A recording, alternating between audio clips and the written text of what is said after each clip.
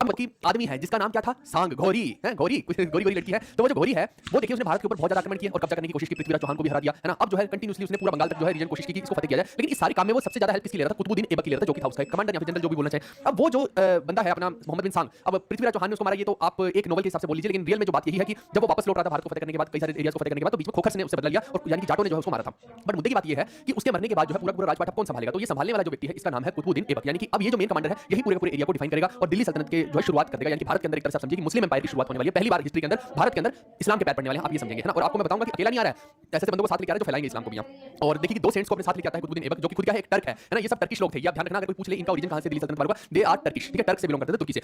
But आप देखिए कि ये दो लोगों को लेके आ रहा है, ये रहा वो कुतुबुद्दीन काकी, जो मैं इतनी देर से आपको बोल रहा था ना कि वो मोहम्मद बिन सांग की राह ताकता रहता था, उसके अमाम खाने में घुस जाता था, सांग तुम ये क्या कर रहे हो, जाओ अपने करियर बनाओ, ये रहा वो वाला काकी है ना। So basically he is the political गुरु, इनका एक तरह से पॉलिटिकल गुरु आप कह सकते हैं। और दूसरा जो है अगर मोइनुद्दीन चिश्ती की मैं बात करता हूं तो ये आप इनका एक तरह से रिलीजियस गुरु इनके बोल सकते हैं, रिलीजियस प्रीस्ट या जो आप बोलना चाहें ना, उनके मौलवी हैं, जो भी आप कहना चाहें। बट अल्टीमेटली ये दो व्यक्तियों को कुतुबुद्दीन ऐबक जो अपने साथ लेके आता है। तो थोड़ा सा ध्यान रखना कि क्योंकि वो दिल्ली सल्तनत बन रही है ना, तो सी बात है कि जब दिल्ली सल्तनत बन रही है दिल्ली में किसको ठहराता है, काकी को दिल्ली में ठहराता है, ठीक है। ये काकी का बहुत दिल था यहीं पर रुकने का, तो काकी यहीं रुक जाते हैं और इन्हीं की याद में जो है जब लुढ़क जाता है तो कुतुबुद्दीन ऐबक जो है कुतुब मीनार बनवाता है, याद ध्यान रखना। और वहीं पे आप देखिए कि जो मोइनुद्दीन चिश्ती हैं वो कहां रुकते हैं, वो अजमेर में रुकते हैं। अजमेर का कौन सा एरिया है, पृथ्वीराज चौहान वाला, याद कीजिए। और वहां पे जो है ये बनवाता है 2.5 दिन का झोपड़ा, कौन बनवाता है, ऐबक ही बनवाता है। तो ये आपको दो तीन चीजें याद रखनी है। जो लोग भी ट्रैकिंग चला रहे हैं, मैं आप लोगों को बता दूं भाई साहब बहुत परेशान आप लोग करते हैं ना, और यकीन तो होता नहीं है लोगों को। तो एक बार मैं आपको दिखा देता हूं, ये देखो, ये देख रहे हो, रात भर बैठ के पूरा दिन बैठ के ये देखो कितने लोग दिखा रहे हैं, 36-37 लोग दिखा रहे हैं, सबका भेज दिया है भाई। एक ट्रैकिंग की लिस्ट ही तो देनी बाकी है ना। ये वो कंप्लेंट्स की मैं बात कर रहा हूं, कंप्लेंट आईडी जितनी भी लोगों की कंप्लेंट्स थी, तो ये जो है ना थोड़ा सा स्पैम करना हो गया है। आज रात तक वैसे भी आपको कंप्लेंट लिस्ट ही मैं पकड़ा दूंगा, ठीक है। तो प्लीज इस चीज के लिए थोड़ा सा कोऑपरेट कीजिए। सब चीजों को जितनी भी किताब वापस आ गई थी या बीच रास्ते में दोबारा भेज दी है, शेयर कर देंगे, ट्रैकिंग शांति रखो, ठीक है। अभी तक पढ़ाई पे भी ध्यान दो, पढ़ेंगे नहीं तो फिर आगे बढ़ेंगे कैसे, ये दोनों के बारे में याद रखना। अब मैं आपको थोड़ा सा चीजों को लेके चलता हूं। आप देखिए कि जब हम दिल्ली सल्तनत को पढ़ने वाले हैं तो यहाँ पे अलग-अलग वंश आएंगे, ठीक है ना। अब वो अलग-अलग वंश है तो दिल्ली सल्तनत पूरी, लेकिन अलग-अलग जो वंश है उनको याद रखने की क्या ट्रिक है और किस टाइम से किस टाइम तक है वो सारा हमें पता होना चाहिए। तो एक शॉर्ट ट्रिक है, पहले तो मैं हिंदी वालों को बता देता हूं, ये याद रख लीजिएगा, सीधा-सीधा समझाने के तरीके हैं, कोई भी ऑफेंड नहीं होगा और गाली ली दी। इतना ज्यादा दिमाग लगाने लगे हैं, साला कोई गाली नहीं होती है ना। बहन का भाई जो है साला होता है, बहन का भाई तो खुद होता है ना, समझ जाओ यार। जिससे तुम्हारी शादी होगी उस लड़की का भाई जो होगा तुम्हारा साला होगा, तो उसको तुम साला बोलोगे तो गाली नहीं हुई, ऐसा समझ लेना है ना, दिमाग मत लगाना। तो ये है गुड़ खा तू साले। तो ये जो गुड़ खा तू साले है, इससे आप सीधा-सीधा याद रख सकते हैं कि इसका पूरा पीरियड गू से होता है गुलाम वंश है ना, 1206 में स्टार्ट। फिर खा का मतलब है खिलजी वंश 1290, तू का मतलब है तुगलक, ये है 1321 में, सा का मतलब सैयद है, ये है 1414, और ले का मतलब है लोधी वंश, ये है 1451 का। तो कुल मिला के ये आप हिंदी वाले जो है इस तरीके से इस पूरी शॉर्ट ट्रिक से याद कर सकते हैं। और इंग्लिश वाले कैसे कर सकते हैं, शक्तिशाली। शक्तिशाली पता है ना, सबसे शक्तिशाली कौन है, तो ये बादशाहों की बात हो तो शक्तिशाली आपको याद रखना है। और इसमें जितने भी वोवल्स हैं, वोवल है ए ई आई ओ यू है ना, तो वो सारे काट दो। ये एक वोवल है काट दिया, आई एक वोवल है, एक वोवल है, आई एक वोवल है काट दिया, यानी कि बाकी का जो बच गया यही पूरा पूरा ऑर्डर है। आप देख लीजिए, ऐसे हो गया स्लेव डायनेस्टी, के से हो गया खिलजी डायनेस्टी, टी से हो गया तुगलक डायनेस्टी, एस से हो गया सैयद डायनेस्टी और एल से हो गया लोधी डायनेस्टी। इस तरीके से आप जो है शक्तिशाली से भी याद कर सकते हैं, यानी वोवल्स को वहां से हटा दीजिए शक्तिशाली में से, तो आपका जो है आ जाएगा शक्तिशाली बोलना, लेकिन श नहीं बोलना, शक्तिशाली बोलना है, ठीक है दोस्तों। तो ये एक शॉर्ट ट्रिक है, इससे ये पता लगेगा कि भैया कौन कब आया है और इनके बारे में इनका टाइम पीरियड आपको एक्जैक्ट पता होना चाहिए कि कौन किस टाइम पे आया, नहीं तो आप पेपर में नहीं कर पाएंगे। कई बार वो ऑर्डर वाले क्वेश्चन पूछ लेता है, और स्पेशली जब हम मेंस का पेपर देखते हैं तो मैंने सारे पेपर जितने भी हैं सब चीजें एनालाइज की हैं, वहां से ये पता लगता है कि इनका कई बार तो इन्होंने करवाया क्या क्या काम है उसका भी ऑर्डर पूछ लेता है। तो अगर उसका भी ऑर्डर पूछ लिया तो आपको तो जब इनका खुद का ही ऑर्डर पता तो वो कहां से कर दोगे, वो तो फिर क्वेश्चन आप कर ही नहीं पाओगे स्टेटमेंट वाले या मैच का फॉलोइंग वाले। तो वो जो है लॉजिकल क्वेश्चन तभी आप कर पाओगे अपने लॉजिक से, जब थोड़ा थोड़ा आपको चीजें पता होंगी।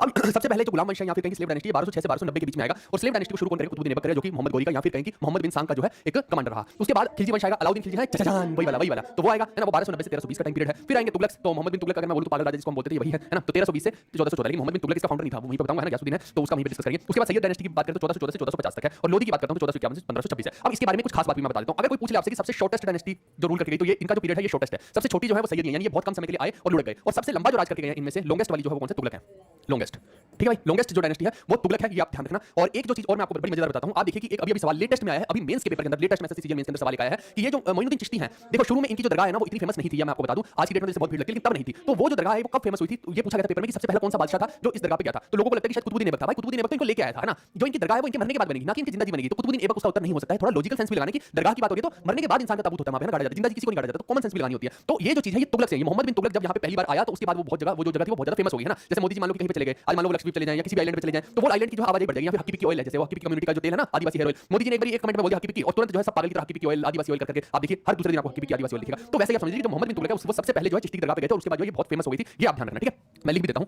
मोहम्मद बिन तुगलक, ठीक है, ये फर्स्ट था, फर्स्ट किंग जो इस दरगाह पे गया था, जिसके बाद ये बहुत फेमस हो गई थी। तो ये आपको ध्यान रखना है, मैं बहुत सारे पॉइंट्स से छोटे-छोटे हुक्स हैं सारे बताते जाऊंगा, पर ये डेट्स आप याद कर लीजिए, अपने दिमाग में छाप लीजिए, बिल्कुल भी आपको कंफ्यूज नहीं करना। सबसे पहली डायनेस्टी स्लेव डायनेस्टी है, इसी को ही गुलाम वंश भी बोल देते हैं, और इसी का एक और भी नाम है, ये आप ध्यान रखना, मामलुक, मामलुक भी इसी को बोल देते हैं, और मामलुक के अलावा एक और है इलबारी, ठीक है, तो इनको इलबारी भी बोल देते हैं, इलबारी डायनेस्टी भी बोल देते हैं, ये भी आप ध्यान रखना, ठीक है। 3-4 पॉइंट मैंने यहाँ पे बता दिए, कंफ्यूज आपको नहीं करना है। चलो अब मैं देखिए कि कुछ ध्यान आपका आकर्षण लेके जाता हूँ वापस से, कि मैंने आपको कासिम के बारे में बताया था। कई बार पेपर में पता है कि इन्वेडर्स के बारे में किस टाइप की चीज पूछता है, ये पूछता है कि भारत के अंदर सबसे पहला मुस्लिम इन्वेडर कौन आया था, तो मैंने आप लोगों को बताया कि अरब से कौन आया था, मोहम्मद बिन कासिम आया था, अरब कॉन्क्वेस्ट, सिंध कॉन्क्वेस्ट आप याद कीजिए, उससे आपको पता लग जाएगा अरब सिंध कॉन्क्वेस्ट जो है। और ये जो आदमी है ये कौन है, ये मुस्लिम है। तो मैंने भैया बोला कि पहला कदम जो है इसने रखा है, लेकिन डायनेस्टी की शुरुआत नहीं की है यहाँ पे, है ना, ये नहीं कि कोई पूरा स्प्रेड कर दिया, तो ये पहला इन्वेडर है, इसीलिए मैंने लुटेरे का नाम दिया है इसको इन्वेडर का, यानी इसने अपनी सल्तनत यहाँ नहीं कायम की है। तो ये उनसे टैक्सेस वगैरह जो भी चीजें ले रहा था, लेकिन कहने का मतलब पूरा कायम नहीं किया है, ये आपको समझना है। फिर अगर आपसे पहला टर्क इन्वेडर पूछ ले कि जो टर्क था, मोहम्मद बिन सांग, उसका उत्तर हो जाएगा, नहीं सॉरी सॉरी मोहम्मद बिन साद कह रहा हूं, महमूद गजनी उसका उत्तर हो जाएगा, ठीक है, घोरी मत कर देना, गजनी उसका उत्तर है, ठीक है भाई। अच्छा मैं आपसे एक क्वेश्चन पूछता हूं कि गजनी ने जो है सोमनाथ का टेंपल कौन सी रेड पे, कौन सी भी रेड 17 रेड उसने मारी भारत के ऊपर, तो वो कौन सी भी रेड थी जिसके अंदर जो है उसने सोमनाथ का टेंपल लूटा था? अगर कोई भी बच्चा कमेंट करके बता दे तो मजा ही आ जाएगा। अभी क्या बोल रहे हैं? बिल्कुल हो जाएगा।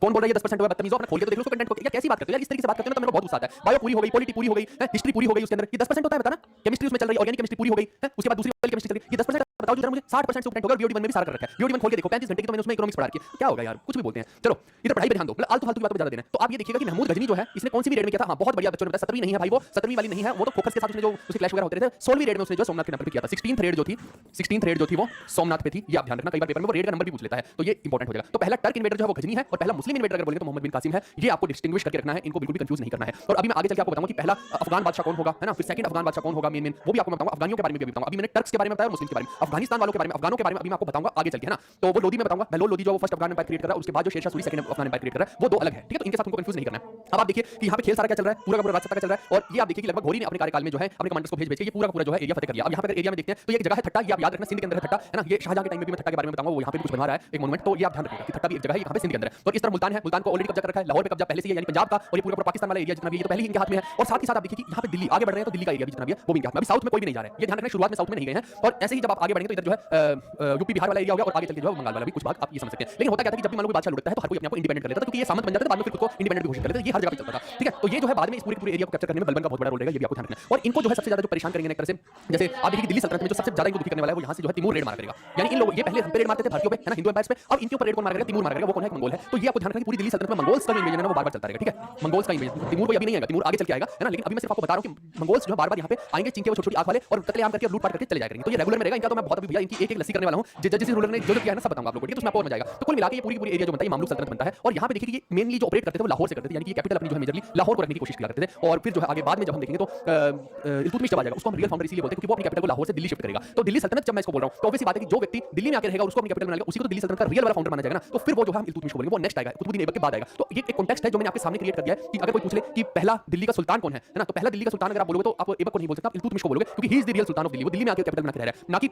ऐबक तो लाहौर में बैठा हुआ है। तो ये आपको ध्यान रखना। और वैसे भी वो अपने आप को कोई सुल्तान का टाइटल दे भी नहीं रहा है, मैं आपको सीधा-सीधा बताऊं, वो अपने आप को एक तरह से घोरी का दास ही माना करता था, तो अपने आप को बहुत छोटे-छोटे टाइटल देता है, ये आपको माइंड में क्लियर रखना है, या कंफ्यूज मत कर देना। हां, अगर कोई इसको दूसरे एंगल से पूछे, मैंने तो सुल्तान की बात की अभी, है ना, फर्स्ट सुल्तान जो है हम इल्तुतमिश को बोलेंगे, अगर पहला शासक बोल दे, है ना, तो शासक में बात अलग हो जाएगी, वो सुल्तान नहीं होता है, शासन तो कोई किसी के बिहाफ पे भी कर सकता है। अब महामहिम भीष्म जो है उन्होंने देखिए कि खुद राजगद्दी पे नहीं बैठे, लेकिन बहुत सारा समय उन्होंने शासन तो किया ना, तो वो किसी के बिहाफ पे कर रहे हैं ना। ऐसे आपको समझना कि शासन की बात अलग है, शासन में अगर पहला शासक बोल दिया जाएगा फिर तो कुतुबुद्दीन ऐबक किया, लेकिन सुल्तान की बात करेंगे तो फिर वो आपका जो है इल्तुतमिश हो जाएगा, ठीक है भाई। और ये पूरा का पूरा जो टाइम चल रहा है ये गुलामों का टाइम चल रहा है, गुलाम वंश का टाइम चल रहा है। एक्चुअली में इस टाइम पे जो है आप समझना कि इवन ये यहाँ पे जो रेट्स भी डालते थे, इवन चाहे मंगोल्स हो चाहे कुछ हो, ये रेट्स डालते थे और उस तरफ जो औरतों को सेक्स स्लेव बना के लेके जाया करते थे, और वहाँ पे पूरे बाजार लगा करते थे, है ना। वही सालों ने थाईलैंड बना रखा था अलग से, है ना। तो यहाँ से उठा के वहाँ पे लेके जा रहे हैं और बेच रहे हैं भाई, अलग ही इनका तो गेम ही अलग चल रहा है, अलग ही शौक चल रहा है, बहुत बढ़िया है, बिल्कुल सही उत्तर दे रहे हैं ना। तो इनके अलग ही शौक चल रहे हैं, ये अंदर से भरे हुए लौंडे हैं ना, तो उधर से आते हैं छोटी-छोटी आंख वाली चीजें ऐसे करते और उठा के ले जाते हैं, कोई रेप कर रहा है, कुछ कर रहा है ना, रास्ते में उनके साथ दुष्प्रचार हो रहा है, पता नहीं क्या-क्या कर रहे हैं, दुर्गति करके रखी हुई है, और बड़े-बड़े पिंजरे बना रखे हैं, वहाँ पे ठूस रखा है पागलों की तरह औरतों को, और वहाँ पे जो है ताले लगा के उनको लेके जा रहे हैं, ऐसी जो स्लेव्स के पूरे पिंजरे बना रखे हैं, और उठा के इनको वहाँ पे लेके जाके टक-टक में बेच रहे हैं। इतना तो बुरा हाल इन लोगों ने कर रखा है ना। कुल मिला के बात ये है कि औरतों को तो बिल्कुल ऑब्जेक्टिफाई यहाँ पे कर दिया गया, औरत की तो कोई वैल्यू है ही नहीं है, और वो हमें अभी देखने को क्या मिलेगा जब मैं रज़िया सुल्तान की कहानी बताऊंगा। तो ये खुद की महारानी को नहीं छोड़ रहे हैं ना, बाकी को तो छोड़ो, बाकी तो लोगों की क्या ही औकात रहेगी, आप सोचो आम इंसान की तो क्या ही औकात रहेगी, जहाँ पे खुद की महारानी के साथ क्या कर रहे हैं ना। तो वो तो एक अलग ही खेल है। तो कुल मिला के ये पूरा कॉन्टेक्स्ट मैंने रच दिया है कि भैया हो क्या रहा है। अब आपको सारी चीजें आगे समझ में आ जाएंगी, हिंदी वालों को लिख दिया पढ़ लेना, ठीक है।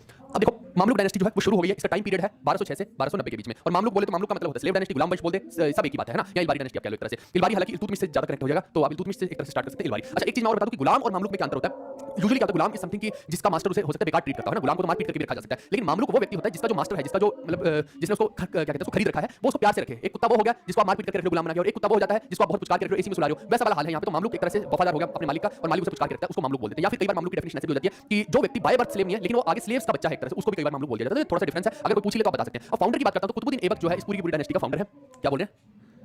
हाँ कौन कह रहा है कि वीडियो पेड बैच में नहीं आती है? जरा कल उठा के देखा तुमने एंशिएंट का बैच, एंशिएंट हिस्ट्री का बैच उठा के देखिए भाई साहब, वहां सारा तो डाल दिया। मेडाइवल के अंदर उठा के देखिए, कल जो डाली थी वो मेडाइवल के अंदर डाल दी। आप लोग देखते ही नहीं हो, इसका मतलब है बिल्कुल ध्यान ही नहीं है ना। आप देखिए जरा, मैं भी आपको दिखा देता हूं, ऐसी बातें करते हैं, मतलब ऐसे ब्लेम लगाने में तो लोग इतना शातिर है ना। मतलब आप मेरे को बताओ ये बैच है, ये एंशिएंट हिस्ट्री है, इसमें एक वीडियोस का फोल्डर में ये देखो कितनी सारी मैंने डाल दी, वो सारी की सारी डाल दी है ना। और साथ में इनको मैं अभी शिफ्ट करके ये लेक्चर में डालूंगा, ये मैंने इसीलिए थोड़ा सा लगी, देखो यहाँ पे ये कुत्ता वाली भी डाल दी, तो डाल दो दी सारी की सारी। इसके अलावा आप मेडाइवल में जाके देखिए, और यहाँ पे कहां गया अरब वाला, ये अरब अफगान, ये डाल दिया। तो ऐसा मत बोलो यार, पता बहुत दुख होता है कि जब आप खुद चेक नहीं करते और उसके बाद आप बोलते हैं कि नहीं जी आपने तो ये चीज कराई नहीं, करा सब कुछ रखा है। तो थोड़ा सा आप पेशेंस रखिए, चीजों को ढंग से पढ़िए। आपको अगर क्रैक करना है इतना आसान नहीं है ना, अगर इतने भी चौकस नहीं हो सकते तो कैसे क्रैक करोगे भाई, कैसे होगा पेपर क्लियर? ये सोचता हूं, है ना। तो थोड़ा सा तेज तरार बनिए, चीजों को देखिए भी, रिफ्रेश करके देखा करो, है ना। चलो इसके बाद आप देखिए कि इसने जो है टर्किश कल्चर एक तरह से भारत के अंदर, दिल्ली के अंदर इंट्रोड्यूस करने की कोशिश की, क्योंकि है टर्क था और गुलाम था, किसका, घोरी का गुलाम था, और इसने कभी भी सुल्तान का टाइटल नहीं किया एक्सेप्ट। तो मैं वही आपको समझाना चाह रहा हूं, अगर फाउंडर बोल दे तो ये आ जाएगा, लेकिन रियल फाउंडर जो इल्तुतमिश माना जाएगा, हां पहला शासक भी यही हो जाएगा, ठीक है। और कैपिटल इसने लाहौर को बना रखा था, अभी मैं आपके अंदर ऑलरेडी आपको समझा चुका हूं। अब ऐसा बोला जाता था कि बहुत दरिया दिल है, दरिया दिल है तो बहुत लुटाता है अपने खजाने को, तो लाख बख्श भी इसको बोल दिया जाता था, ऐसा बोलते हैं लोग। या फिर इसने एक टाइटल मालिक का ले रखा था, मलिक है, या फिर एक सिपा सलार, सिपा सलार किसका सिपा सलार, मोहम्मद घोरी का सिपा सलार। अपने आपको बोलता था कि मैं तो घोरी का सिपा सलार हूं, यानी थोड़ा सा ऐसा लगता है कि वफादार ज्यादा था, या जो भी कहिए, एक तरह से अपनी ऑथेंटिसिटी क्रिएट करनी थी कि घोरी का नाम लेकर और खुद राज करना है ना, ताकि कोई ऑफेंड ना हो। और ऑब्वियस बात है कि इनका जो मेन गेम चलता था वो खलीफा के साथ चलता था, है ना। वो जो उस तरफ जो है फारसियों का जो खलीफा है उसके साथ इनके कनेक्शन रहते थे, सब लोग अपने आप को यही बोलेंगे कि हम खलीफा के गवर्नर हैं, ताकि मुस्लिम जगत का जितना भी सपोर्ट है इनको मिलता रहे। और यहाँ पे फिर धीरे-धीरे आप देखिए पूरे पैर पसारने शुरू कर देंगे, यानी एक तरह से आप समझिए कि इस्लाम के पैर पड़ चुके हैं भारत के अंदर। अब पूरा भारत जो है वो आप समझो कि लाल से हरा होने वाला है, ऐसा आप इसमें समझ सकते हैं। ये हिंदी में मैंने डाल दिया है। और इसने एक और खास चीज की थी, ये कुतुब मीनार जो है ना, वो भी इसी ने स्टार्ट करवाई थी। आगे कौन रेनोवेट करवाएगा इसको, क्या कौन पूरी करवाएगा, वो हम आगे की बात करेंगे, बट स्टार्ट इसी आदमी ने करवाई, कुतुबुद्दीन ऐबक ने ही स्टार्ट करवाई है, ये आप ध्यान रखना, ठीक है भाई। दो एक फ्लोर तो इसके टाइम पे बन गए थे पर पूरे नहीं बने थे। अब बिल्डिंग की बात कुतुब मीनार की कई बार हाइट पूछ लेता है, तो हाइट जो है इसकी 73 मीटर है, और ये इंडो इस्लामिक आर्किटेक्चर है। आप देखो कि आर्किटेक्चर के बारे में कई बार पूछ लेता है ना, तो इसमें देखिए इंडियन भी है और इस्लामिक भी है, दोनों चीज है। और इस्लाम वाले बना रहे हैं तो इस्लामिक तो हो गए, तो इसको इंडो इस्लामिक बोलते हैं। कई बार किसी बड़े-बड़े मोनुमेंट का ये भी पूछ लेते हैं कि कौन से स्टोन का बने, जैसे कई मोनुमेंट रेड स्टोन, सैंडस्टोन के बने होंगे, कोई जो है जली ईंटों के बने होंगे, उनके बारे में भी क्वेश्चन आते हैं। तो ये दो चार चीजें जो है ध्यान में रखनी है।